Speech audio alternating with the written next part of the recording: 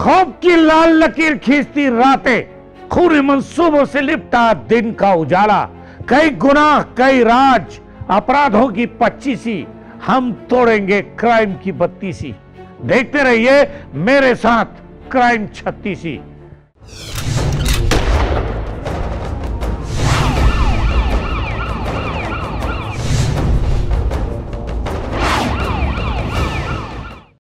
Crime 36 में हम आज बात करेंगे उस प्रकरण की जिसने छत्तीसगढ़ के सियासत में कुछ समय के लिए ही सही लेकिन भूचाल ला दिया था। जी हां, हम बात कर रहे हैं उस रहस्यमय डायरी की जिसने पिछले कुछ महीनों से शिक्षा मंत्री के नाक में दम कर दिया था। इस एपिसोड को जब तक आप देखेंगे तब तक इस राज का पर्दा फाश हो चुका होगा और जिन आरोपियों ने उस रहस्यमय डायरी का खौफ पैदा किया, आज वो जेल की सलाखों के पीछे उस दिन को जरूर कोस रहे होंगे जिस दिन ये खुरापाती आइडिया उनके दिमाग में आया। आज आरोपी जेल की सलाखों के पीछे बैठे इस गीत को जरूर गुनगुना रहे होंगे कि हम तो डूबेंगे सनम, तुम्हें भी ले डूबेंगे। यह कहानी रिटायर्ड जिला शिक्षा अधिकारी गेंदाराम चंद्राकर यानी GR चंद्राकर और उनके दो साथी संजय सिंह ठाकुर और कपिल कुमार देवदास की है, जिन्होंने शिक्षा विभाग के कुछ अधिकारी और शासन की छवि धूमिल करने के उद्देश्य से फर्जी शिकायत पत्र तैयार किया, बाकायदा स्पीड पोस्ट से उसे प्रेषित भी किया। पूरे प्रकरण की तह में जाने पर यह बात पता चलता है कि प्रार्थी आशुतोष चावरे ने शिकायत किया कि कुछ अज्ञात लोगों के द्वारा प्रार्थी को बदनाम करने की साजिश रची जा रही है। इस शिकायत पर थाना राखी ने अपराध दर्ज किया। प्रकरण की संवेदनशीलता और गंभीरता को ध्यान में रखकर पुलिस अधीक्षक प्रशांत अग्रवाल ने इसकी कमान खुद अपने हाथों में ली। प्रार्थी के नाम से प्रेषित शिकायत पत्र को एकत्र कर अवलोकन किया गया, जिस पर यह प्रतीत हुआ कि उक्त घटना के पीछे निश्चित रूप से किसी विभागीय व्यक्ति की संलिप्तता नजर आई। इस दिशा में आगे बढ़ते हुए एक टीम स्पीड पोस्ट के माध्यम से प्रेषित शिकायत पत्र की जांच हेतु पोस्ट ऑफिस में संपर्क किया।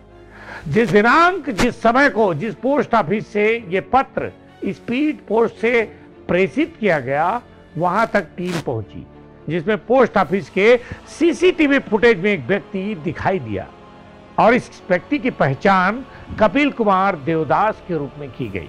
साथ ही उसके संबंध में तकनीकी विश्लेषण किया गया, जिस पर कपिल द्वारा अपने मोबाइल फोन से रिटायर्ड जिला शिक्षा अधिकारी GR चंद्राकर से संपर्क करना पाया गया। इस समय शिक्षा विभाग के स्टाफ अजय सोनी से पूछताछ की जा रही थी, जिसने उक्त शिकायत के साथ लगे कथित डायरी की लिखावट को अपना होने से इनकार कर दिया था। साथ ही इस कृत्य को अंजाम देने में पूर्व जिला शिक्षा अधिकारी गेंदाराम चंद्राकर यानी GR चंद्राकर पर संदेह व्यक्त किया। उक्त दोनों कड़ियां आपस में जुड़ने से पुलिस टीम का संदेह गेंदाराम चंद्राकर पर पुख्ता हो गया, किंतु इसी समय कपिल कुमार का मोबाइल फोन बंद हो गया। तत्पश्चात पुलिस टीम द्वारा गेंदाराम चंद्राकर की पतासाजी कर उसे पकड़ा गया। टीम के सदस्यों द्वारा पूछताछ करने गेंदाराम चंद्राकर द्वारा अपने अन्य दो साथी कपिल कुमार और संजय सिंह के साथ मिलकर इस पूरे घटनाक्रम को, इस पूरे अपराध को अंजाम देना बताया गया। इस घटना में संलिप्त कपिल कुमार और संजय सिंह ठाकुर को भी पकड़ा गया।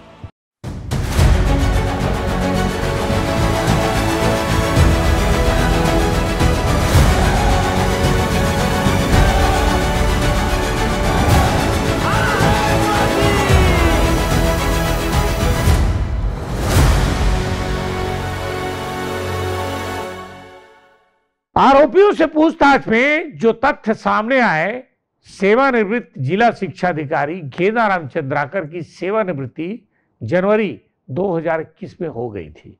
गेंदाराम चंद्राकर संविदा पद पर नियुक्ति चाह रहा था।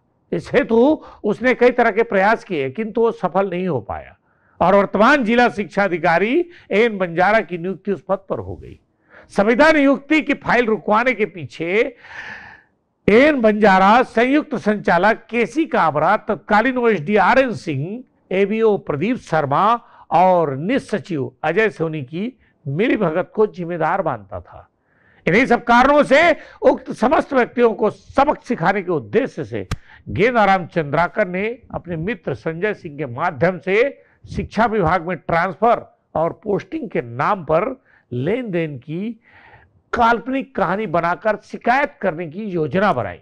इसके लिए गेंदाराम चंद्राकर ने 2019 से लेकर अब तक जितने भी ट्रांसफर और पोस्टिंग हुई उसके आदेश की प्रति निकाली और अपने घर के पास निर्माणाधीन बिल्डिंग में एक चौकीदार भुवनेश्वर साहू को 2 डायरी खरीद कर दिया एवं उसमें आदेश की प्रति को लिखने बोला। साथ ही किसको कितने रुपए का काल्पनिक लेन देन हुआ है वो भी चौकीदार को लिखने को कहा गया। शिकायत पत्र को टाइप कराने के लिए संजय सिंह ठाकुर ने अपने होम्योपैथिक कॉलेज रामकुंड ऑफिस में कार्य करने वाले कपिल कुमार से गेंदाराम चंद्राकर की मुलाकात कराई। पूरी शिकायत को गेंदाराम चंद्राकर द्वारा अपने हाथ से लिखकर कपिल कुमार को आशुतोष चावरे के नाम से शिकायत टाइप करने के लिए कहा गया। साथ ही उप संचालक लोक शिक्षण के नाम से रबर कपिल को तैयार करने के लिए बोला गया। कपिल कुमार द्वारा सील तैयार किया गया और शिकायत टाइप कर पोस्ट ऑफिस में पोस्ट किया गया और इसके लिए कपिल को 2500 रुपए गेंदाराम चंद्राकर ने दिया। शिकायत की कई प्रतियां अलग अलग न्यूज एजेंसी, राज्य एवं राष्ट्रीय स्तर के राजनीतिक व्यक्तियों और स्थानीय नेताओं और अधिकारियों को पोस्ट भी किया गया। एक प्रति गेंदाराम चंद्राकर ने अपने पास रखी। बची हुई शेष प्रतियों को संजय सिंह के पास भिजवा दिया। दोनों डायरियों को गेंदाराम चंद्राकर के द्वारा जलाकर नष्ट कर दिया गया और रबर सील व ट्रांसफर व पोस्टिंग ऑर्डर के रफ वर्क को भी नष्ट कर दिया गया।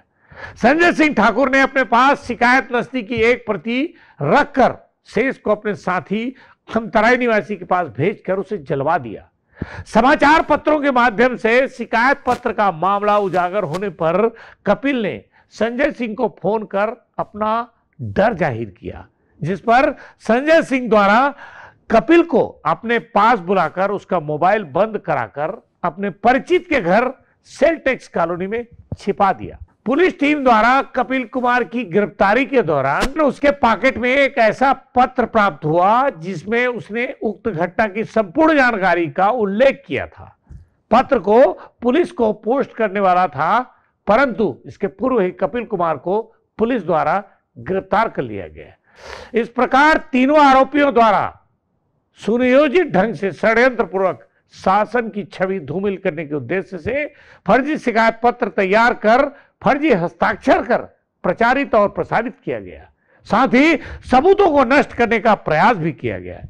इस पूरे प्रकरण में आरोपियों के विरुद्ध धारा 420, 465, 468, 471, 120 बी और 201 भारतीय दंड विधान की धारा भी जोड़ी गई। विवेचना के दौरान तीनों आरोपियों से अपराध के लिए प्रयुक्त computer system, pen drive, Kapil Kumar द्वारा लिखा गया पत्र, शिकायत पत्रों की बची हुई नस्तियां एवं आरोपियों के मोबाइल फोन जब्त किए गए। कहते हैं विनाश काले विपरीत बुद्धि, ये कहावत पूरी तरह से जी.आर. चंद्राकर पर फिट बैठती है। गेंदाराम खुद तो डूबा, अपने 3 साथियों को भी ले डूबा। अब तीनों आरोपी जेल की हवा खाने के साथ ये गुनगुना भी रहे होंगे कि हम तो डूबे सनम, तुम्हें भी ले डूबे।